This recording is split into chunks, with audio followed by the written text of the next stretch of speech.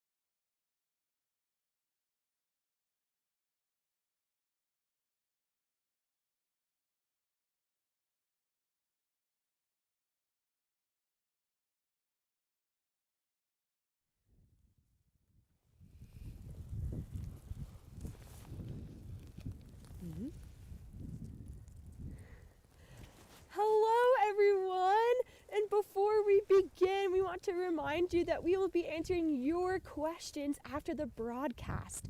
So please submit those questions on our Instagram at Grand Teton NPS. And if you take any photos of you, your family, or your class today, please also share those photos as well. Yeah, welcome everyone to this edition of Snow Desk, the show from the snow in Grand Teton National Park. I'm Ranger Deani. And I'm Ranger Erin. And keep an eye out for our field ranger back there. They'll be acting things out from time to time, so don't miss them. And we're coming to you live from the town of Moose in Grand Teton National Park, located in the state of Wyoming. And you are looking at the Red Star, which is where we are at right now, and we want to compare how far you think it would take for you to drive here from where you are. Yeah, and it's pretty wintry out here today. You connected with us as we sit at a desk made of 3 feet of snow. And guess what? You might be seeing some snow blowing right now. I think the snow desk might be growing and growing as we speak. Yeah. It's kind of interesting because last week when we were building this desk, we had to pile a lot of snow together to make this desk. Whereas the year before, we just carved and shaped it. So winters vary greatly for us because we get snow at different times of the winter, yeah. Oh yeah. And Grand Teton National Park is one of many special places in the United States that have been set aside to be protected for future generations. These special places like the Blue Ridge Parkway, Grand Canyon National Park, and even Yellowstone National Park have been set aside to tell the story of how people and wildlife are important to all of us, to everyone around the world. There are lots of amazing things to explore, discover, and learn, and these beautiful places will be here for you to come visit one day. But today, we're thankful that you get to visit us at Grand Teton National Park virtually. Grand Teton was made into a national park to protect the beautiful mountains and variety of wildlife.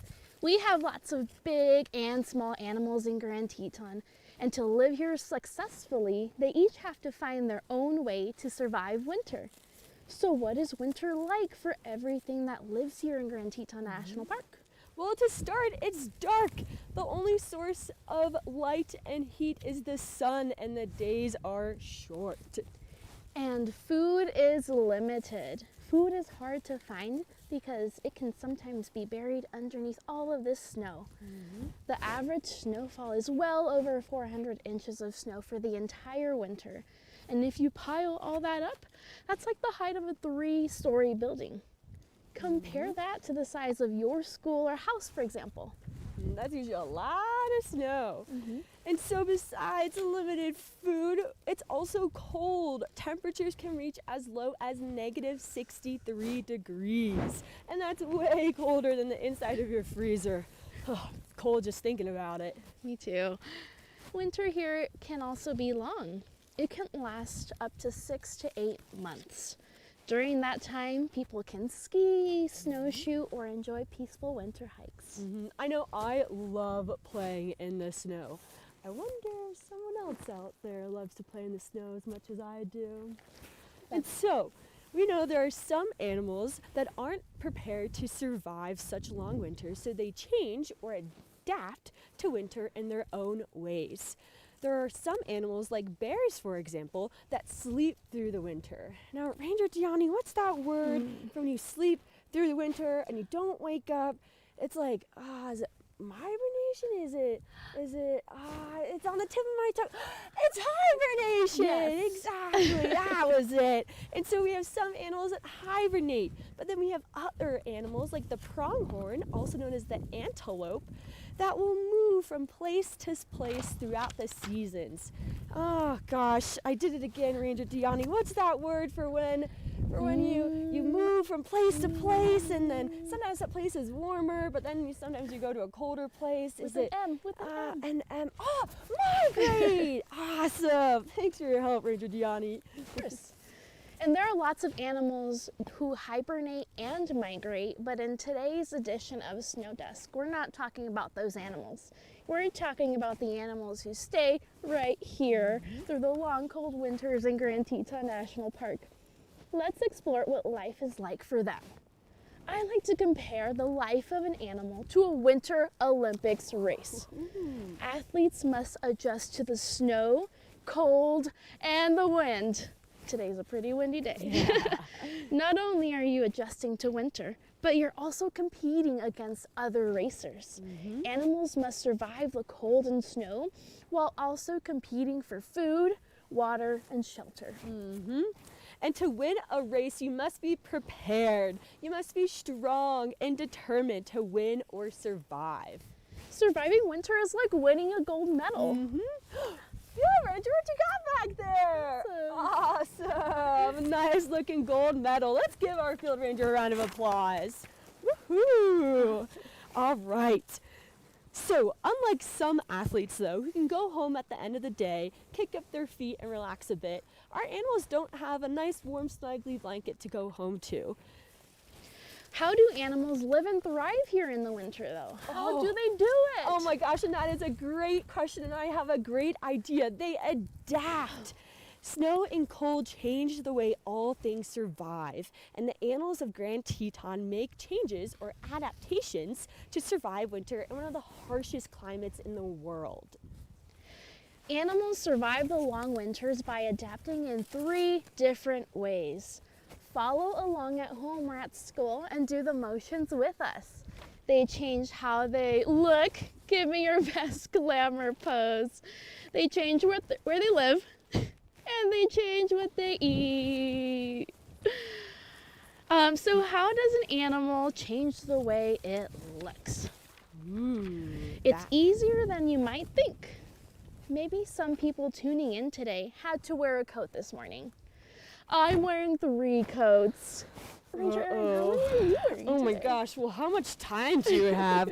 I'm wearing 1, 2, 3, 4, Oh my goodness. 5, 6. I think I lost count. What was I on? Oh no, 6, I think. Yeah, I'm wearing a lot of coats right now. Yeah, it's pretty chilly today.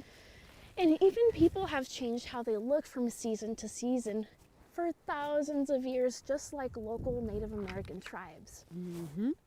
And some animals get ready for the cold by putting on a big warm coat, and bison are a great example of this.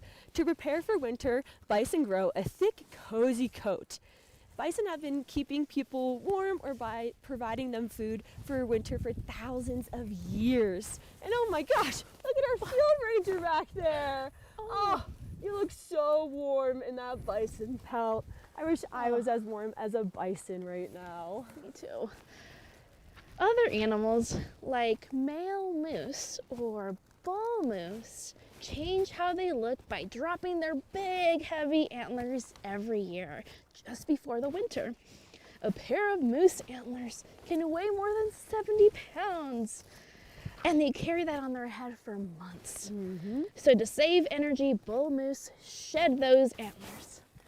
Field ranger, that's right, get rid of those. Get rid of those. You Oh, don't yeah. need them. Nice. Awesome. How does that feel? Much better. Awesome. Sweet. And so, some animals can also change the color of their fur in the winter. You might not believe this, but it doesn't always look this cold and snowy out here. So animals rely on camouflage and change the color of their fur to blend in during the different seasons. One animal that does this is the long-tailed weasel. And here we have some examples. Let's think to yourself, which weasel is better camouflaged against the snow? The brown weasel or the white weasel? And if you said white, then you are correct.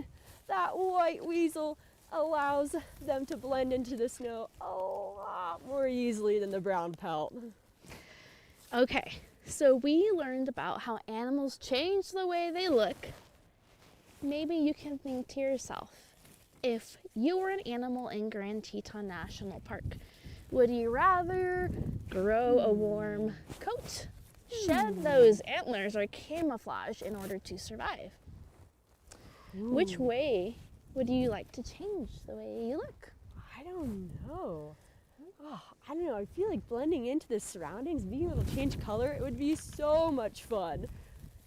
That does sound fun. I think I would rather grow a warm coat. Oh, Be nice. snuggly. Yeah, maybe I wouldn't need as many coats if I could grow a warm coat too. That's true. Yeah, that would be super nice. All right, so let's explore the ways in which animals change where they live. Awesome. So some of you may have had to move in your lifetimes. Maybe you just moved neighborhoods or cities, but maybe some of you have also need to move states or even countries. I know me and Ranger Deani have moved a lot of times. You have to pack up everything and start somewhere brand new where things just aren't as familiar to you. And so every winter, some animals change where they live as well because their neighborhood just got really cold and snowy. For these animals, it's all about location, location, location. Ranger Deani, what in the world are you doing right now? Well, I was about to put my Hawaiian shirt on for vacation.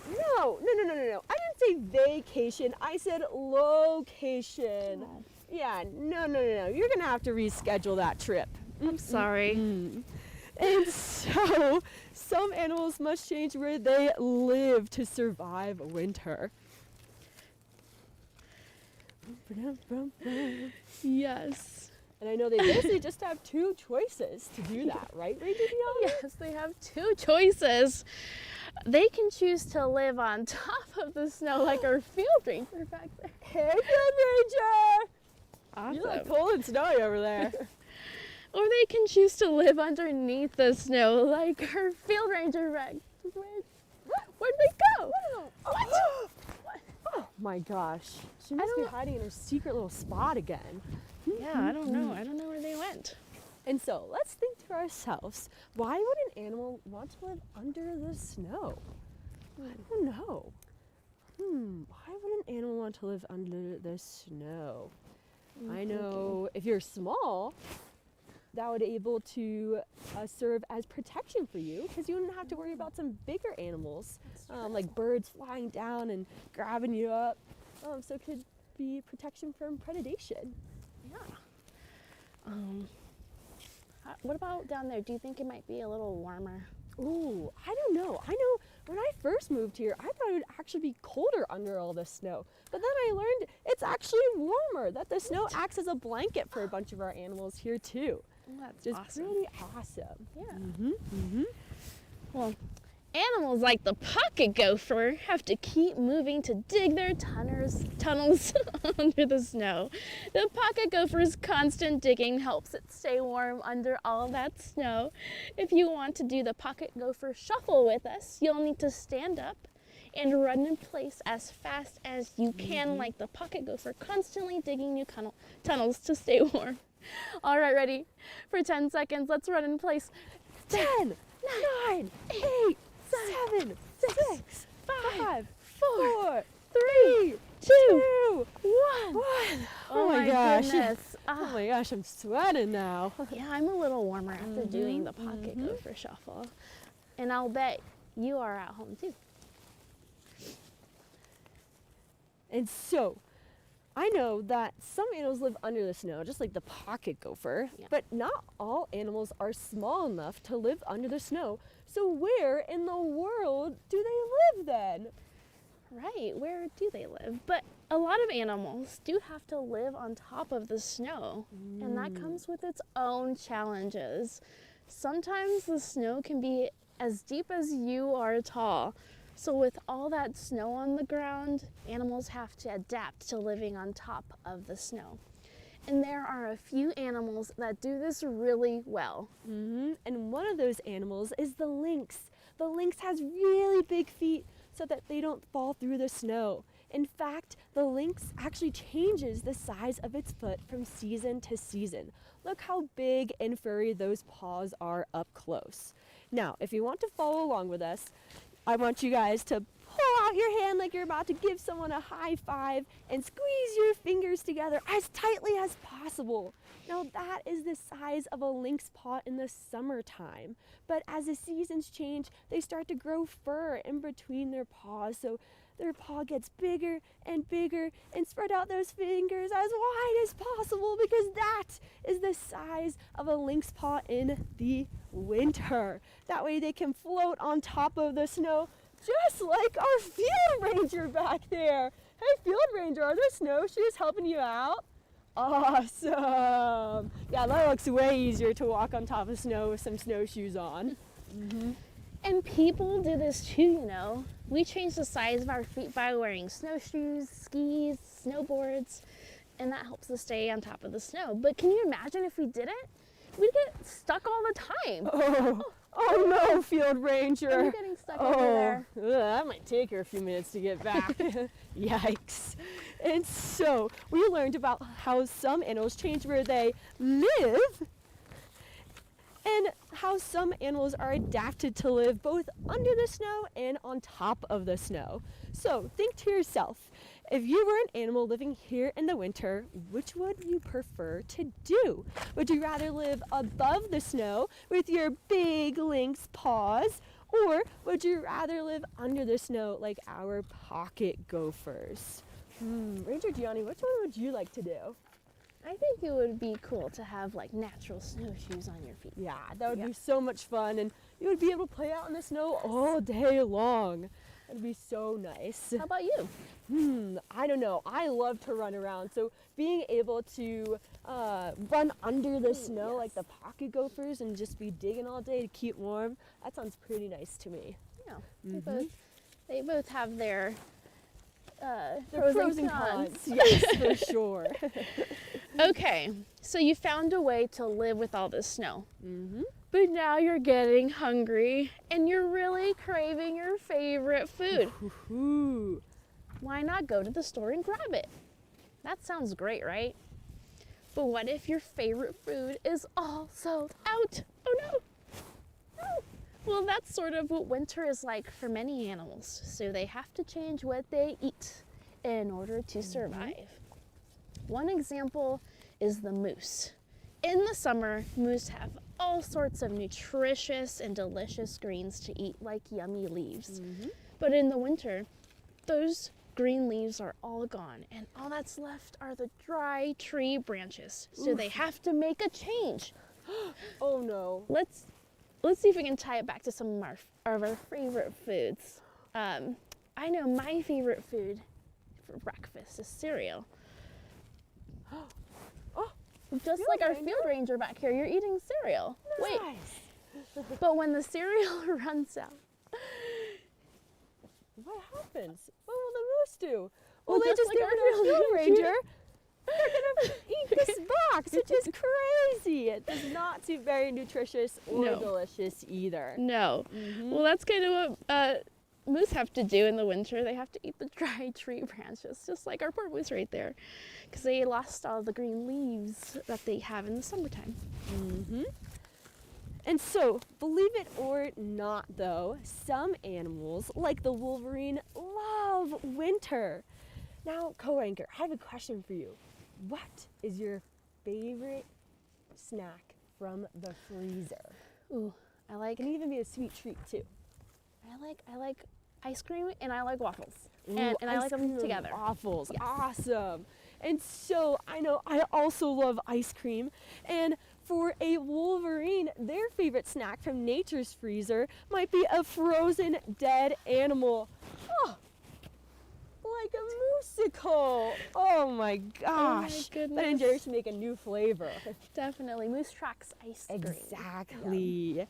And so in the winter, wolverines dig and feast on frozen dead animals buried under 20 feet of snow. Imagine trying to smell something that's under 20 feet of Oh snow. my goodness. I know, I would starve if I had to do that. Yeah. And so snow is like nature's freezer. Some animals like the pika. Oh, pika. No, not. Not Pikachu. No. Pikas are small relatives of the rabbit who live high up in the mountains all winter long. That means they don't hibernate. Wait, but if they don't hibernate, then what do they eat all winter? Well, they still eat grasses and flowers, just like in the summer. Let's see what our field ranger is doing. What are you eating over there? Some nice flowers. Oh, yum. Awesome. Oh, So but winter is lovely. coming. What are you gonna do? Oh, awesome. Great. That's a good idea. Yeah. By gathering food, pikas can rest and eat from their pile of collected food. Can you believe that a little pika, the size of a hamster, can collect a pile of grasses and flowers that's 4 feet tall? That's taller than snow desk. All right. So we know how some animals change what they eat in order to survive the winter. So let's think about it. If you had to change what you needed to eat to live throughout the winter, would you rather be a moose, a wolverine, or a pika? Our pika that's now covered in a lot of snow. A moose, a wolverine, or a pika? I don't know. If someone told me you have to gather enough food to live throughout the winter, I once again do not think I would survive the week. So I'm not sure if I would want to be a pika, but being able to smell and dig things like the wolverine, I think that would be awesome. I agree. We can both be wolverines. Yeah. Okay, today we've discovered some major changes or adaptations that animals make to survive winter in Grand Teton National Park. They change how they look, they change where they live, and they change what they eat. Nom, nom, nom, nom. Changes like seasonal changes happen here all the time, but we as park rangers try to protect these special places from changing too much. We want to make sure these places are here forever. Exactly. And protecting the park is a really big job for us park rangers. And sometimes our hard work is just not enough. Sometimes we need some extra help. Do you know of someone who can protect our national parks? I wonder. It seems like we have some people tuning in right now, and I think all of them and their friends and their family will be able to protect our national parks. And so you're probably pointing to someone who can, whether it's you or your friends. And these parks are here for everyone, including you, your family, and your friends to experience and enjoy. So it's up to everyone to help protect our national parks. So we challenge you to talk more about how to protect national parks and state parks near you, whether that might be the Grand Canyon, Glacier National Park, the Statue of Liberty, or even Shenandoah National Park. find a site near you, take a field trip, learn, explore, discover, become a junior ranger, and find your park. And in the words of the Lorax, unless someone like you cares a whole awful lot, nothing is going to get better. It's not. We hope you care a whole awful lot about Grand Teton National Park and other protected places near you. Thanks for tuning in to this edition of Snow Desk. We do have time for some questions if you submitted through our Instagram page. We'll be doing a short Q&A here. I did get some questions from, I think, Miss Julie and Miss Katie's class a couple of days ago through email, and I think we answered a couple of their questions throughout our program. I am getting a question about how much snow we have today. So our weather station in the morning when it was taken, it was around 8 o'clock, said 9 inches, but it's definitely been snowing since then. So we probably have another 3 or 4 inches of snow by now. Yeah, we shoveled around 8:30, and there's probably another 2 inches already. So it's been coming down this morning. Yeah. And thanks, Genevieve, for that question. It's a great question. Ooh, oh my gosh. Oh, well, this is a really hard question to answer. What's the best part about being a park ranger? And so, yeah, thanks Grandview Elementary for giving that question. And so I think I love to play outside, whether that is out in the snow like this or in the summertime, out backpacking or trail running. And so being able to teach people how to recreate outside and really instill the love of the outdoors is one of my favorite parts about being a park ranger. Awesome.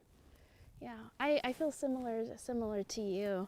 I love being someone's. I like help planning people's trip, especially if it's their first time, or when I get to take a student out on a field trip and it's their first time in Grand Teton National Park, and they've never seen this much snow, or they haven't done hikes before. I love being able to give them a really good, awesome first experience. Nice. Awesome. Ooh, physical features of the park from Grandview Elementary. Oh gosh, I love to swim. And so we have over 100 different alpine lakes in the park. And one of my favorite lakes to go swimming in is pretty close to a really famous lake in the park called Jenny Lake. But there's another lake right next to it called Lee Lake. And that's one of my favorite spots or physical features in the park to go explore on my weekends. Awesome. Yeah, and oh my goodness, there's so many. I don't think I can choose, but I think when I first drove up here to Grand Teton, and it was a nice clear day, you notice the mountains right away. They kind of just shoot right up, and they're really tall and jagged peaks. There's no foothills, so you notice a really dramatic change. And I had never seen that in person before. It was something I've only seen in pictures, and it was so special. I am so grateful to be a park ranger here. Oh yeah, they're very awe-inspiring, these mountains. When you can see them, of course. Yeah.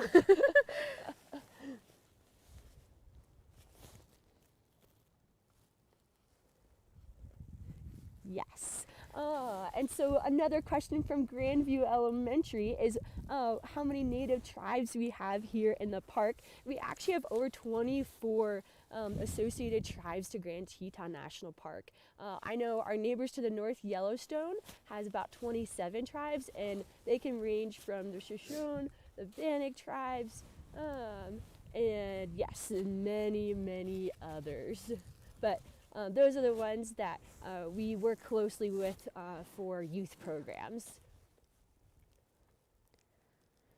We have another question. What are your favorite animals from the park? Do you want to take this one first? Yeah, sure. There's so many. They're so amazing. Oh my goodness, I can't choose. I think darn, I can't. Moose. I love moose. Like, it's something that I never thought I would be able to see. So, like, I know we talked about moose during the program, but they're just really special. And if I wasn't here in Grand Teton, I don't think I would have ever seen that animal. Yeah, they're just really tall. They have these huge antlers. You see them hanging out with the mom and the calves. They're pretty cute. Yeah, when they're babies. so cute. Oh my goodness. Yeah, how about you? I can go on and about moose, but yeah. I don't know. I think there's two animals that come to mind, and one of them is actually on our desk right now, which is the American pika. We talked about this animal a little bit, but I think it is really incredible that they can collect enough food to survive the winter, which lasts about 8 months here in Grand Teton.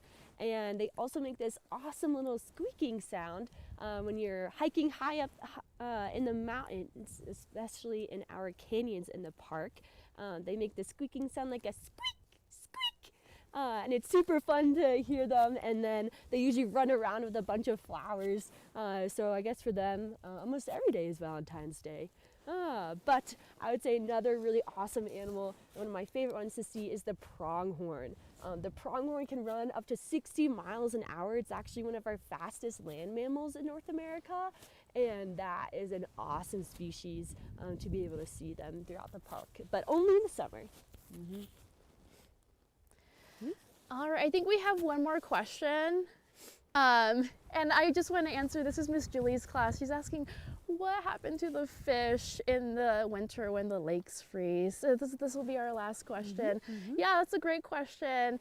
Yeah, so there's fish still in the lakes here. Actually, ice fishing is something that people do in the winter time. And what the fish like to do is hang deep down at the bottom. Their heart rate slows down, the metabolism slows down. That way they can survive the long, cold winters. And if you want to be an ice fisherman, you have to be really, really patient because they're just chilling down there. Awesome. Well, thank you all so much for joining us in this edition of Snow Desk. We're so glad. And until next time, we will see you. Bye. See you guys. Thanks for joining.